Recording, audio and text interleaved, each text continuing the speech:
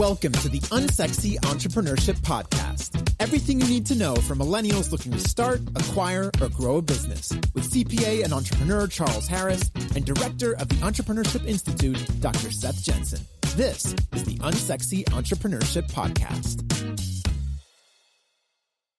Welcome to the Unsexy Entrepreneurship Podcast. If you are a millennial who is done with corporate America and obsessed with starting, acquiring, and growing your own business so you can be financially free and independent, you are in the right place. We're not going to hype you up or give you unrealistic expectations. This is not crazy BS. We're just real inside advice. We're going to talk through our struggles and just really help you get started on your business. My name is Charles Harris. I'm a CPA and I run a small accounting firm. And with me is my co-host. I'm Seth Jenson. I'm a PhD in business strategy and I build entrepreneurs. I run an entrepreneurship center and have helped hundreds, probably thousands at this point, young people start businesses. So Seth, why are we even doing this? Yeah, so it's funny. We listen to a lot of business podcasts. It's our professions. I'm familiar with major thinkers in the field and have listened to what they've done, but we haven't found a place where people can go to get the nitty gritty, the real principles that are determinative in those early stages, the things that actually make or break businesses, right? So if you're someone deciding to take the plunge,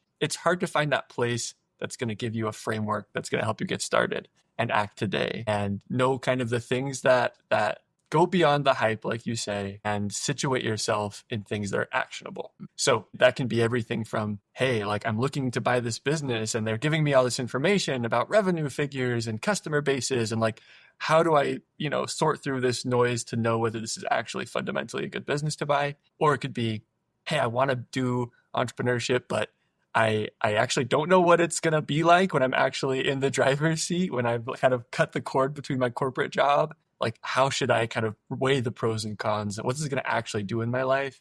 So we want to focus on those things, the like things that actually matter in the early stage. And again, it could be acquiring a business, it could be starting a business, but what's actually going to matter for you? From my perspective, I started my own business and I realized how easy it is in some ways and how hard it is in others. And the opportunities it's given me have just blossomed and they keep growing and keep getting bigger. And I just want other people to be able to have that, which is why I reached out to Seth and we started talking about this because I just think it's so much fun and so good for people. And I really think that's the way the world is going is to micro entrepreneurship all across the board. And so I just want to help others get there. And I started looking online for exactly what I would want if I was starting, and I just couldn't find it.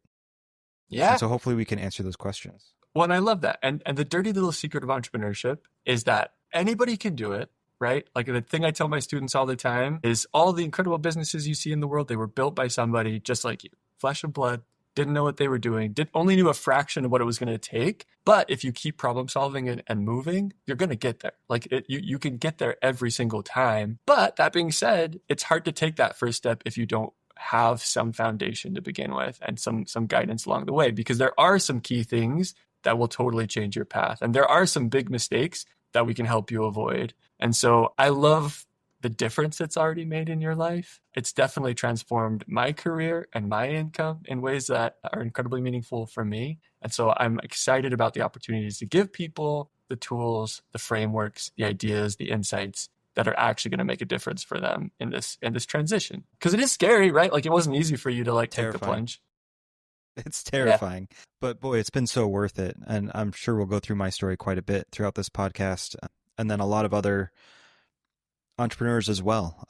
We both have a lot of friends in this space and I work with a lot of companies. You work with a lot of companies, both that are entrepreneurs and starting their own business or acquiring. And so we're excited to cover that with everyone. So let's go a little deeper then into our background and kind of what brought us here then. So do you want to give us the 2-minute version of your story, Charlie, and why you're passionate about this? Yeah. So I am an accountant. I'm a CPA. I worked at a big CPA firm. I worked on $100 million clients. And then I went to work for a pretty big startup and I was there for a while and then went to one other company just trying to get a feel. And the last company I was at, great people, loved the company. I was going stir crazy within the first 6 weeks. And I thought about either going back to a startup where it was more fast paced and energizing and interesting, or I just tossed around the idea of maybe I should start my own firm. The first 2 people I talked to gave me 2 referrals, and the rest is history. Because at that point, it was like, well, maybe this can work. And then started iterating and experimenting, and suddenly here I am running my own accounting firm.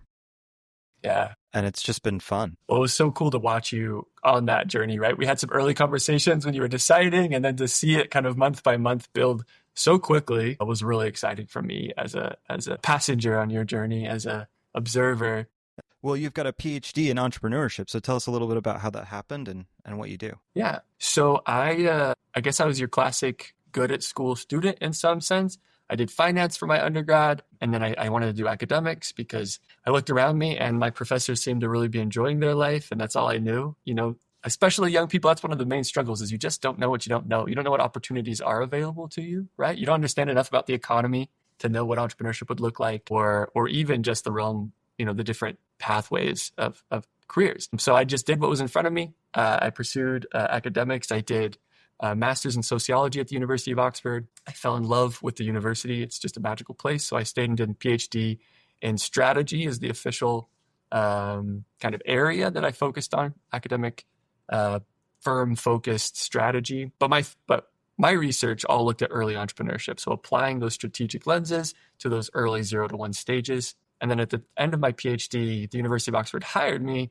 to consult them on how to build out their entrepreneurial ecosystem. So they were basically looking at their peers like Harvard or MIT or Berkeley and saying, hey, we're like best in the world in terms of academics, but we want some of this like entrepreneurial action that some of these other major universities enjoy. So I got to go spend 6 months working with all the best tech stars, Mass Challenge, talking to YC founders, again, spending time in the Harvard Innovation Lab or the Stanford D School, basically vacuuming up all their best practices to bring back to Oxford and help them build out their programs. Life-changing opportunity. And I just fell in love with the work of building entrepreneurs, helping young people start businesses. And my current role is I run an entrepreneurship center at Utah Valley University. We've kind of been able to build it from the ground up, which has been really fun. And then on the side, I consult, major firms. Recently, it's been a lot of AI, but also things like home building and, again, still a lot of universities that I consult, but helping them maintain strategic advantage in the marketplace. So those are kind of the 2 hats I wear, the corporate strategy hat and the